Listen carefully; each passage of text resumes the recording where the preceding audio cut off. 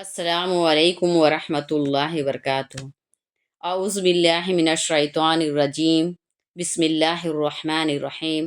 الحمد للہ رب العالمین، والصلاة والسلام علی رسولہ الکریم سیدنا محمد وآلہ وصحابہ اجمعین، اما بعد۔ رب اشرح لی صدری ویسر لی امری واحلل عقدۃ من لسانی یفقہوا قولی ربی زدنی علما۔ دوسرا پارہ ہے سیقول اور دوسری سورہ ہے البقرہ۔ تلک الرسول فضلنا بعضهم علی بعض منهم من کلم اللہ ورفع بعضهم درجات وآتینا عیسی ابن مریم البینات وأیدناہ بروح القدس ولو شاء اللہ ما اقتتل الذین من بعدهم من بعد ما جاءتهم البینات ولکن اختلفوا فمنهم من آمن ومنهم من کفر ولو شاء اللہ ما اقتتلوا ولکن اللہ یفعل ما یرید۔ اللہ رب العالمین ارشاد فرما رہے ہیں، ہم نے ان پیغمبروں میں بھی بعض کو بعض پر فضیلت دی ہے۔ بعض وہ ہیں جن سے اللہ نے گفتگو فرمائی ہے، بعض کے درجات بلند کیے ہیں، اور عیسیٰ بن مریم کو کھلی ہوئی دلیلیں عطا کی اور روح القدس سے ان کی مدد کی۔ اگر اللہ چاہتے تو کھلی ہوئی دلیلیں آ جانے کے باوجود ان رسولوں کے بعد آنے والے آپس میں قتل و قتال نہ کرتے، لیکن ان لوگوں نے اختلاف کیا، بعض ایمان لائے اور بعض نے کفر کیا، اور اگر اللہ چاہتے تو یہ آپس میں نہ لڑتے، لیکن اللہ جو چاہتے ہیں کرتے ہیں۔ یعنی حضرت موسیٰ علیہ السلام سے اللہ رب العالمین نے فرشتوں کے واسطہ کے بغیر گفتگو فرمائی۔ یوں تو انبیاء سبھی برگزیدہ اور اللہ کے مقبول ترین بندے ہیں، ان سب کا احترام مومن ہونے کے لیے ضروری ہے، اور ان سب میں سے کسی کی بھی ادنیٰ اہانت ایمان سے محرومی کا باعث ہے۔ لیکن ان میں بھی درجات ہے۔ پیغمبر اسلام جناب محمد رسول اللہ صلی اللہ علیہ وسلم تمام انبیاء پر افضل ہیں۔ آپ صلی اللہ علیہ وسلم پر ختم نبوت اور آپ صلی اللہ علیہ وسلم کی امت کو سب سے بہتر امت قرار دینے میں اس کا اشارہ موجود ہے۔ حدیثیں کثرت سے اس پر شاہد ہیں، اور اہل سنت والجماعت کا اس پر اجماع و اتفاق ہے۔ آپ صلی اللہ علیہ وسلم نے جو دوسرے انبیاء پر آپ صلی اللہ علیہ وسلم کو ترجیح دینے سے منع فرمایا ہے، جیسے ارشاد ہوا لا تخیرونی علی موسیٰ۔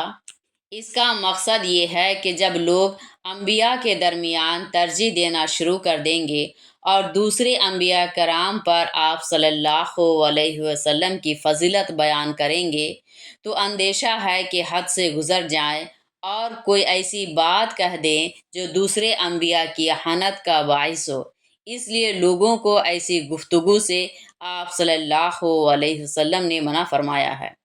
روح القدس سے حضرت جبریل علیہ السلام مراد ہے۔ اس میں آپ صلی اللہ علیہ وسلم کی دلداری اور تسلی ہے کہ لوگوں کی مخالفت سے رنجیدہ نہ ہو۔ پہلے انبیاء کی بھی خواہ کتنے ہی بلند درجہ پر فائز رہے ہوں، مخالفت ہوتی رہی ہے۔ چونکہ دنیا امتحان و آزمائش کے لیے ہے، جس میں نیکی اور برائی دونوں کی چھوٹ ہے۔ اسی بنیاد پر آخرت میں جزا و سزا قائم ہوگی۔ اس لیے اس اختلاف کے پیچھے مشیت الہی کار فرما ہے۔ اللہ چاہتے تو غیب کو شہود بنا دیتے، اور جو باتیں غیب کے پردہ میں چھپی ہیں انسان ان کو اپنی آنکھوں سے دیکھ لیتا، اور ہر شخص ایمان لے آتا، نہ کفر ہوتا نہ مخالفت ہوتی۔ یا ایھا الذین آمنوا انفقوا مما رزقناکم من قبل ان یأتی یوم لا بیع فیہ ولا خلۃ ولا شفاعۃ والکافرون هم الظالمون۔ اللہ لا الہ الا هو الحی القیوم لا تأخذہ سنۃ ولا نوم لہ ما فی السماوات وما فی الارض من ذا الذی یشفع عنده الا بإذنہ يعلم ما بين أيديهم وما خلفهم ولا يحيطون بشيء من علمه إلا بما شاء وسع كرسيه السماوات والأرض ولا يعوده حفظهما وهو العلی العظیم۔ اللہ رب العالمین فرما رہے ہیں، اے ایمان والو، اس دن کے آنے سے پہلے جب نہ خرید و فروخت ہوگی، نہ کوئی دوستی اور سفارش کام آئے گی، ہم نے تم کو جو کچھ عطا کیا ہے اس میں سے خرچ کرو، اور جو لوگ کفر کرتے ہیں وہی اصل میں ظالم ہے۔ اللہ جو زندہ جاوید ہے، وہ جو کائنات کے نظام کو تھامے ہوئے ہے، اس کے سوا کوئی معبود نہیں، نہ اس کو اونگ آتی ہے اور نہ نیند۔ زمین اور آسمانوں میں جو کچھ ہے اسی کا ہے۔ کون ہے جو اس کے سامنے اس کی اجازت کے بغیر سفارش کرے؟ اور اسے بھی جانتا ہے جو مخلوقات کے سامنے ہے، اور اسے بھی جو ان سے اوجھل ہے۔ بندے اس کے علم کا ذرا بھی احاطہ نہیں کر سکتے سوائے ان باتوں کے علم کے جو خود اللہ دینا چاہے۔ اس کے اقتدار کی کرسی آسمانوں کو اور زمین کو گھیرے ہوئے ہے۔ زمین و آسمان کی حفاظت اس پر دشوار نہیں، وہ بلند و عظیم ذات ہے۔ ابن کثیر نے حیون کی تفسیر الذی لا یموت ابدا، جس کو کبھی موت نہیں آئے گی سے کی ہے۔ اس رعایت سے اس کا ترجمہ زندہ جاوید کیا گیا ہے۔ بائبل میں اللہ کے تھک جانے اور تھک کر آرام کرنے اور سستانے کا ذکر ہے۔ غالباً قرآن نے اس باطل خیال کی تردید کی طرف اشارہ کیا ہے۔ اس سے یہ بھی معلوم ہوا کہ جس کو نیند اور اونگ آتی ہو اور جو تھکان سے دوچار ہوتا ہو، وہ انسان کا معبود نہیں ہو سکتا۔ آگے فرمایا جا رہا ہے، یعنی قیامت میں انبیاء، شہداء اور بعض صالحین کو شفاعت کا حق دیا جائے گا، لیکن یہ شفاعت بھی اللہ رب العالمین کی اجازت کے تابع ہوگی۔ اللہ جس کی شفاعت کی اجازت دیں گے، انہی کے لیے حضرات شفاعت کریں گے، اور اس کے لیے اولین شرط ایمان کی ہے۔ جن لوگوں کی موت کفر و شرک پر ہوگی، چونکہ اللہ تعالیٰ نے خود اصول مقرر کر دیا ہے کہ شرک کو معاف نہیں فرمائیں گے، اس لیے ان کے لیے شفاعت کی اجازت بھی نہ ہوگی۔ اس میں مشرکین کے علاوہ ان مسلمانوں کے لیے بھی سخت تنبیہ ہے جو قبروں کو سجدہ کرتے ہیں اور ان سے مرادیں مانگتے ہیں، یا اولیاء اللہ کو کائنات میں متصرف کہتے ہیں، کہ یہ سب مشرکانہ افعال ہیں۔ اللہ ہم سب کی حفاظت فرمائے۔ یہ آیت نمبر 255 آیت الکرسی کہلاتی ہے۔ اس میں اللہ رب العالمین کی توحید کو واضح طور پر بتایا گیا ہے اور شرک کی صاف طور پر تردید کی گئی ہے۔ اس لیے آپ صلی اللہ علیہ وسلم نے اس کو قرآن کی سب سے عظیم آیت قرار دیا ہے۔ ایک حدیث میں ہے کہ آپ صلی اللہ علیہ وسلم نے اس کو قرآن کی تمام آیتوں کا سردار قرار دیا ہے۔ حضرت ابو ہریرہ رضی اللہ عنہ سے مروی ہے کہ آپ صلی اللہ علیہ وسلم نے فرمایا، جو شخص رات میں سوتے وقت اس آیت کو پڑھ لے، صبح تک شیطان سے اس کی حفاظت ہوگی۔ اس کے علاوہ نمازوں کے بعد بھی اس کے پڑھنے کی فضیلت منقول ہے۔ لا اکراہ فی الدین قد تبین الرشد من الغی فمن یکفر بالطاغوت ویؤمن باللہ فقد استمسک بالعروۃ الوثقی لا انفصام لہا واللہ سمیع علیم۔ اللہ ولی الذین آمنوا یخرجوہم من الظلمات الی النور والذین کفروا اولیاؤہم الطاغوت یخرجونہم من النور الی الظلمات اولئک اصحاب النار ہم فیہا خالدون۔ اللہ رب العالمین فرما رہے ہیں، دین میں زبردستی کی گنجائش نہیں، گمراہی کے مقابلہ ہدایت اشکار ہو چکی ہے۔ تو جس نے طاغوت کا انکار کیا اور اللہ پر ایمان لایا، اس نے مضبوط ڈوری تھام لی جو ٹوٹ نہیں سکتی، اور اللہ خوب سننے والے اور خوب جاننے والے ہیں۔ اللہ مومنوں کے ناصر و مددگار ہیں، ان کو گمراہی کی تاریکیوں سے ایمان و ہدایت کی روشنی کی طرف لاتے ہیں، اور جن لوگوں نے کفر کیا طاغوت ان کے دوست ہیں جو ان کو روشنی سے تاریکیوں کی طرف لے جاتے ہیں، یہی ہیں دوزخ کے حقدار جس میں وہ ہمیشہ رہیں گے۔ خدا کے سوا جن کی پرستش کی جائے جیسے بت، یا جو انسان کی خدا سے سرتابی اور نافرمانی کا سبب ہو جیسے شیطان اور سرداران کفار، یہ سب طاغوت میں داخل ہیں۔ آگے فرمایا جا رہا ہے انصار میں جن خواتین کو اولاد نہ ہوتی یا ہوتی مگر زندہ نہیں رہتی، وہ نظر مانتی کہ اگر ان کو اولاد ہوئی اور زندہ رہی تو وہ ان کو یہودی بنا دیں گی۔ چنانچہ ایسے متعدد لڑکے یہودیوں کے قبیلہ بنو نذیر کے ساتھ تھے۔ جب بنو نذیر جلا وطن کیے گئے تو انصار نے کہا کہ اپنی اولاد کو جانے نہ دیں گے، اور جبراً ان کو مسلمان کرنے کے درپے ہوئے۔ اسی موقع سے یہ آیت نازل ہوئی۔ اس سے اسلام کا ایک اہم اصول معلوم ہوا کہ کسی کو مجبور کر کے اس کا مذہب تبدیل کرانا درست نہیں، کیونکہ مذہب کا تعلق دل کے اعتقاد و یقین سے ہے۔ جبر کے ذریعے زبان سے تو اقرار کرایا جا سکتا ہے، دل کی دنیا نہیں بدلی جا سکتی۔ اس سے یہ بات بھی واضح ہوئی کہ اسلام کے بارے میں یہ کہنا کہ وہ تلوار کے زور سے پھیلا ہے محض پروپیگنڈا ہے۔ اسلام جب دنیا میں آیا تو ایک ہی شخص تھا جو مسلمان تھا، وہی اسلام کا داعی اور خدا کا پیغمبر تھا۔ مکہ کا چپا چپا اس کا مخالف تھا۔ پھر 13 سال تک مسلمان ان چند کمزور، نہتے اور مظلوم لوگوں کا مذہب تھا جن پر کوئی ظلم و ستم نہیں تھا جو روا نہ رکھا گیا ہو۔ اس وقت اسلام کے پاس نہ تلوار تھی، نہ فوج، نہ سپاہ۔ آخر کون سی طاقت تھی جس کے ذریعے اسلام نے چند ہی سال میں پورے جزیرۃ العرب کو مسخر کر لیا؟ یہ یقیناً اس کی عدل و انصاف پر مبنی، فطرت انسانی سے ہم آہنگ اور عقل و دانش سے مطابقت رکھنے والی تعلیمات تھی، نہ کہ تلوار۔ ایمان اور ہدایت کا راستہ ایک ہی ہے اور وہ ہے اسلام۔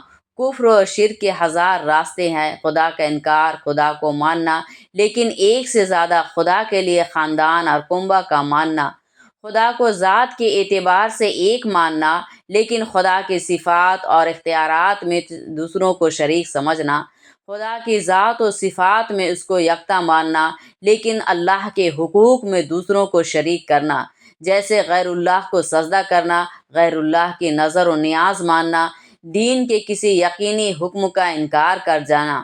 غرض کفر کے کتنے ہی راستے ہیں، اس لیے قرآن نے تاریکی کے لیے جمع کا صیغہ استعمال کیا ہے، ظلمات، تاریکیاں کہا، اور ہدایت کے لیے واحد کا صیغہ آیا ہے اور نور یعنی روشنی فرمایا گیا۔ أَلَمْ تَرَ إِلَى الَّذِي حَاجَّ إِبْرَاهِيمَ فِي رَبِّهِ أَنْ آتَاهُ اللَّهُ الْمُلْكَ إِذْ قَالَ إِبْرَاهِيمُ رَبِّيَ الَّذِي يُحْيِي وَيُمِيتُ قَالَ أَنَا أُحْيِي وَأُمِيتُ قَالَ إِبْرَاهِيمُ فَإِنَّ اللَّهَ يَأْتِي بِالشَّمْسِ مِنَ الْمَشْرِقِ فَأْتِ بِهَا من المغرب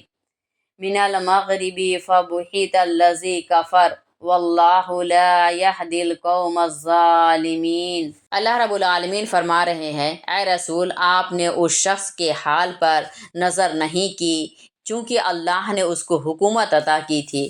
اس نے ابراہیم سے اس کے رب کے سلسلے میں بحث کی۔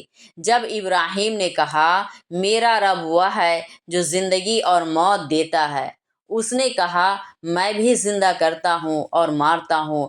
ابراہیم نے کہا کہ اللہ مشرق سے سورج نکالتا ہے، تم مغرب سے سورج نکال کر دکھاؤ۔ بس یہ کافر ہکا بکا رہ گیا اور اللہ تعالیٰ ناانصافی کرنے والوں کو ہدایت نہیں دیتے۔ یعنی نمرود جو حضرت ابراہیم علیہ السلام کے زمانے میں عراق کا حکمراں تھا۔ اس بات کی طرف اشارہ ہے کہ اکثر حکومت اور منصب و جاہ انسان کو سرکش و مغرور بنا دیتا ہے، اس لیے جن لوگوں کو اللہ تعالیٰ نے اقتدار اور اعلیٰ مناصب سے سرفراز کر دے ان کو اپنے حال پر خوب نظر رکھنی چاہیے۔ نمرود کا مقصد یہ تھا کہ میں اپنی رعایا میں سے جسے چاہوں قتل کر دوں اور جو مجرم قتل کا مستحق ہو اس کی سزا معاف کر دوں۔ اسی کو اس نے زندہ کرنے اور مارنے سے تعبیر کیا۔